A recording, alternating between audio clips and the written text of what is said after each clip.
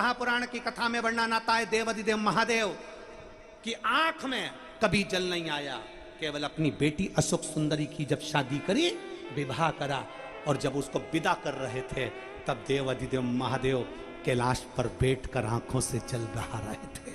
बेटी की विदाई हो रही थी, रो रहे थे।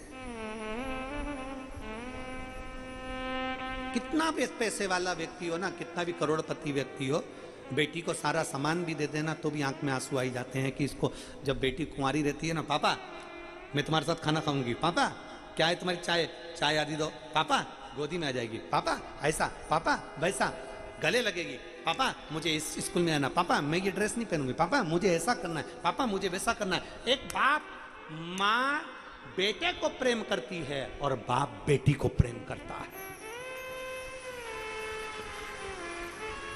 बाप बेटी को प्रेम करता है।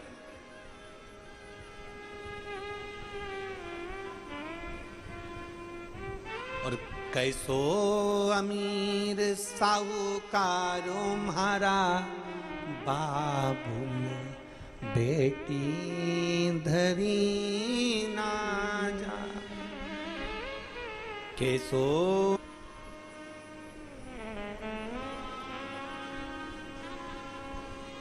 एक विश्वास के साथ में जाइए। वो एक लाइन बोलते हैं ना कि बाबुल भी रोए बेटी भी रोए, माँ के कलेजे के टुकड़े,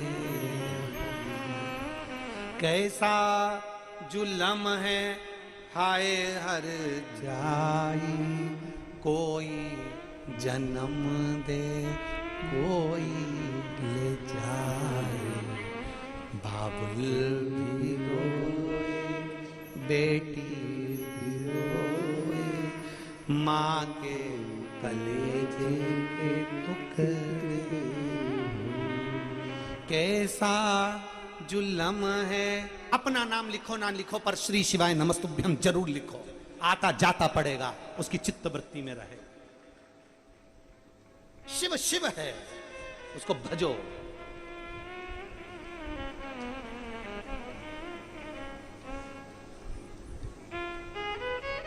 संसार तो संसार है, इसका क्या, इसका क्या।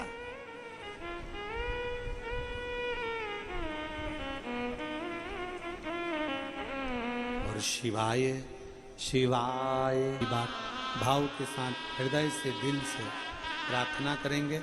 जहाँ जगह मिले वहाँ बैठकर भगवान शिव से अपने मन की बात बड़े भाव के साथ हृदय से बाबा देवाधिदेव महादेव से प्रार्थना करें और दिल से निवेदन करिए, भगवान शिव से प्रार्थना करें। आरती के पहले बोला, भगवान शिव से अपने मन की बात बड़े भाव के साथ हृदय से प्रार्थना करें। जहाँ जगह मिले वहाँ बैठकर भगवान शिव से अपने मन की बात बड़े भाव के साथ कहिएगा।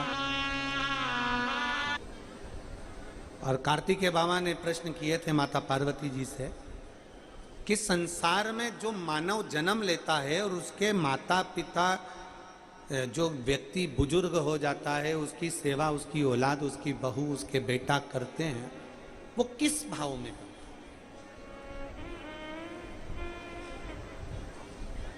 जिसने कभी गौ माता को एक रोटी दी है, कभी गौ माता की सेवा करी है, कभी किसी का साथ दिया है, तो जीवन में जिसका साथ दिया है वो गौ माता भी आपके घर में बहू बनकर आती है और वो भी आपको 2 रोटी समय पर देती है और आपकी सेवा करती है। अगर आपने सेवा करी है, बोल बम का नारा है, सारी समस्या का हल। आप अगर सेवा करे हो तो सेवा का फल मिलता है। यदि आपने सेवा करी है तो आपको उसका फल मिलेगा, ये निश्चित है। कितना सुंदर एक चरित्र आया है शिव महापुराण के अंतर्गत, जरा देखिएगा कि देवता और राक्षस मिलकर मंथन करें, उसमें शिव शामिल नहीं हुए। भगवान शंकर ने तो केवल मार्गदर्शन करा है, भगवान शिव ने तो केवल बताया है, भगवान शंकर ने तो केवल मार्गदर्शन किया है।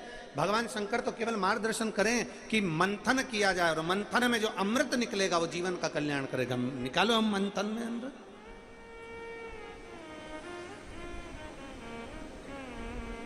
अब मंथन प्रारंभ हुआ। उस मंथन में सबसे पहले 5 गाय निकली, बहुला, सुरभि, सुशीला, आदिक, नंदनी आदि की 5 गौ माता का प्रागट। सुरभि 5 गौ माता निकली। 5 गाय निकलने का कारण क्या था? क्यों, किस लिए? 5 गौ माता के प्रागट्य का कारण क्या है? शिव महापुराण की कथा कहती है कि सबसे पहले मंथन में 5 गौ माता निकलने का कारण केवल इतना है कि शंकर भगवान को जो विष पीने को मिलेगा, जो मंथन में विष निकलेगा, उस विष को शंकर भगवान पिएंगे तो उनका कंठ जलेगा तो गाय का जो दूध होता है वो जलन को समाप्त कर देगा, कंठ की जलन को रोक देगा। अब थोड़ा ध्यान दीजिएगा शिव महापुराण की ओर, आपका चित्त स्मरण रहे कि 5 गौ माता के दूध का भाग शिव को मिला तो कंठ की जलन समाप्त हुई। केवल शंकर भगवान को विष पीने को नहीं मिलता। संसार में मृत्यु लोक में जो जन्म लेता है, संसार में जो जन्म लेता है, मृत्यु लोक में जो पैदा होता है, संसार में जन्म लेने वाले हर व्यक्ति को विष पीना ही पड़ता है। कौन सा विष? कौन सा विष? शिव महापुराण की कथा कहती है कोई आपका अपमान करेगा, कोई आपको अपशब्द कहेगा, कोई आपको ताने देगा, कोई आपको गाली देगा, कोई आपको आड़ा टेढ़ा बोलेगा, कोई आपको अपशब्दों के बाण छोड़ेगा, ये विष है। पियो, इसका पान करो, पी लो।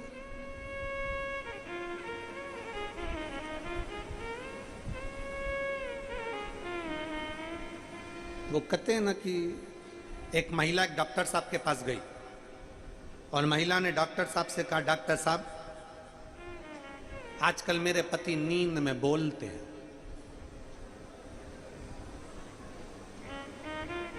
मैं अपने पति से बड़ी परेशान हो गई, ये नींद में बोलते हैं, इसका कोई उपचार हो तो बताओ।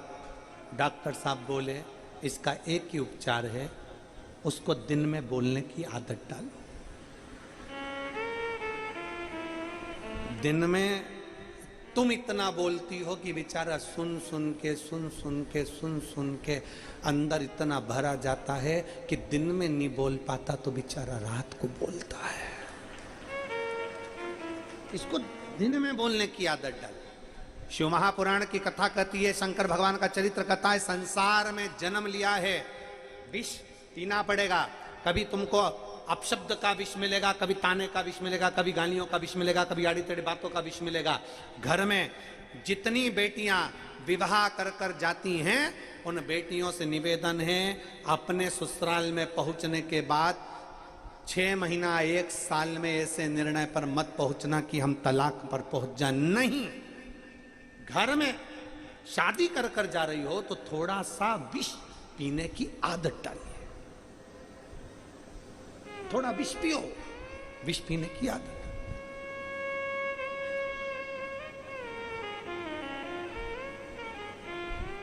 कहेंगे लोग, आप शब्द बोलेंगे लोग, ताना देंगे लोग, और जितने ताने, जितने अपशब्द, जितनी गालियां, जितना आड़ा टेढ़ा शब्द दुनिया के किसी देवता को सुनने को नहीं मिलता, उससे ज्यादा शब्द शंकर भगवान को सुनने को मिलता है।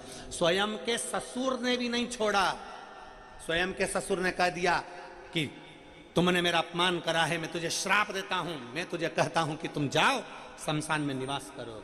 शिव, मेरा वचन तुम्हें स्वीकार करना पड़ेगा, तुम्हें शमशान में रहना पड़ेगा। स्वयं के ससुर, स्वयं के रिश्तेदार, सग्गा साड़ू भाई, सग्गा साड़ू भाई। सती के पति हैं शिव, रति के पति हैं कामदेव। सग्गा साड़ू भाई कामदेव आम के पल्लव में छुपकर अपने ही साड़ू भाई पर बाण चलाता है। अब बताओ, अरे देख लिया संसार हमने, देख लिया सब मतलब के यार हमने देख लिया। झूठे नाते झूठे रिश्ते, झूठे नाते झूठे। इतनी रोज क्रोध नहीं करती, पर गलत देखती है तो क्रोध करती है। माता पिता रोज क्रोध नहीं करते, गलत देखते हैं तो क्रोध करते हैं। उसी तरह शिव क्रोध जब करते हैं, जब संसार को देख लेते हैं कि ये गलत हो रहा है, तब क्रोध करते हैं। अनायासी क्रोध शिव नहीं करते। शिव आशुतोष। जितना शिव को सुनने को मिला उतना किसी को नहीं मिल सकता।